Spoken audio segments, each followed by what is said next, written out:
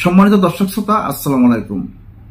দীর্ঘ 17 বছর পর কারাগার থেকে কারামুক্ত হয়েছেন সাবেক স্বরাষ্ট্র প্রতিমন্ত্রী লুৎফুজ্জামান বাবর। একজন ড্রাফটের এমপি ছিলেন লুৎফুজ্জামান বাবর। আজকে সেই লুৎফুজ্জামান বাবর কারামুক্ত হয়েছেন।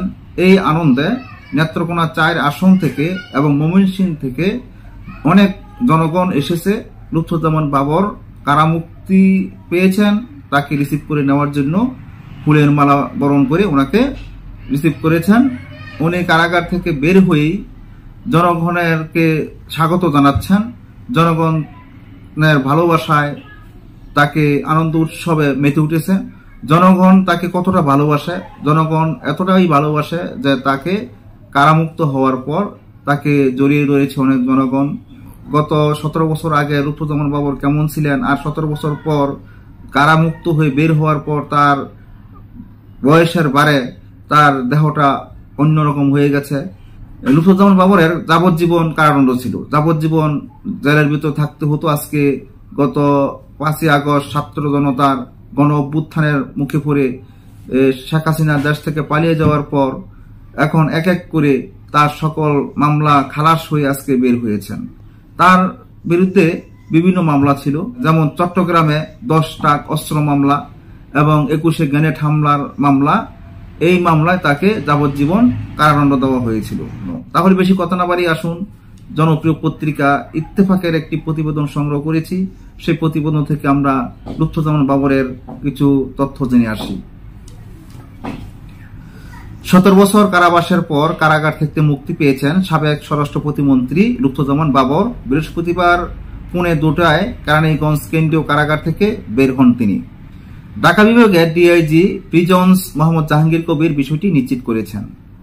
এর আগে গত 14 জানুয়ারি চট্টগ্রামে আলোচিত 10 ট্রাক অস্ত্র চোরাচালানের ঘটনায় অস্ত্র আইনে করা পৃথক মামলায় যাবজ্জীবন কারাদণ্ড দায় থেকে খালাস পান লুৎফুজ্জামান বাবর।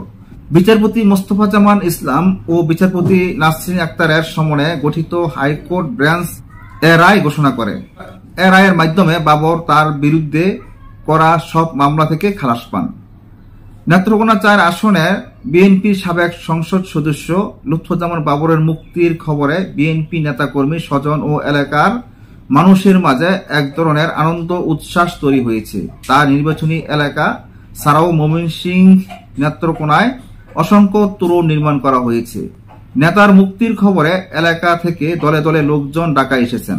কারামুক্তির পর কারাফটক থেকে বাবরকে বরণ করার জন্য প্রস্তুতি নিয়েছেন তারা। লুৎফুজ্জামান বাবরের মুক্তির মধ্য দিয়ে বাটি বাংলা তথা বাংলাদেশের গণমানুষের আকাঙ্ক্ষা পূরণের পথ প্রশস্ত হবে বলে আশা প্রকাশ করেছেন তার স্ত্রী তাহমিনা জামান শ্রাবণী।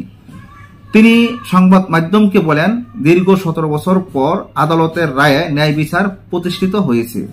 দেশের জনগণ তার মুক্তির জন্য অধীর আগ্রহ নিয়ে অপেক্ষা করে আছে। তিনিও জনগণের কাছে ফিরতে উদ্গ্রীব হয়ে আছেন। 2007 সালের 28 মে আটক হন লুৎফুজ্জামান বাবর। এরপর বিভিন্ন মামলায় তার কারাদণ্ড হয়। এর মধ্য দিয়ে মামলায় তার দণ্ডাদেশ হয় এবং একটিতে দেওয়া হয় যাবজ্জীবন কারাদণ্ড। তবে গত বছরের 5 আগস্ট ছাত্র জনতার অভ্যুত্থানে আওয়ামী লীগের সরকার পতন হওয়ার পর এসব মামলার আপিল শুনানি শেষে একে একে খালাস পান বাবর। এর মধ্যে গত 23 অক্টোবর দুর্নীতির মামলায় 8 বছরের দণ্ড থেকে এবং 1 ডিসেম্বর 21 আগস্ট গ্রেনেড হামলার মামলা থেকে খালাস পান তিনি। 21 আগস্টের মামলায়ও বাবরকে মৃত্যুদণ্ড দিয়েছিলেন বিচারিক আদালত। লুৎফুজ্জামান বাবরকে জনগণ কতটা ভালোবাসে আজকের এই ভিডিওতে দেখতে পেরেছেন এবং এই ছবিতে দেখতে পেরেছেন কত মানুষ তাকে আনার জন্য সেখানে গিয়েছে। সে একটা প্রাণপ্রিয় নেতা, সে জনগণের প্রাণপ্রিয় নেতা। একজন মানুষের জনপ্রিয়তা না থাকলে তো তাকে মানুষ এতটা ভালোবাসে না। একজনের চোখে সে খারাপ, আরেকজনের চোখে সে অনেক ভালো, কিন্তু সে ভালো মানুষের ভালো গুণ, খারাপ মানুষের খারাপ গুণ। এখন তার ভালোর দিকটি আমরা দেখি। সে যদি খারাপ থাকতো, সে যদি কোনো ধরনের বিশৃঙ্খলা বা কোনো ধরনের উচ্ছৃঙ্খল করতো, তাহলে সে তার পক্ষে এত মানুষ গিয়ে তার কারাগারের সামনে থেকে তাকে রিসিভ করে আনতে যেত না। আজ এই পর্যন্তই। আল্লাহ হাফেজ।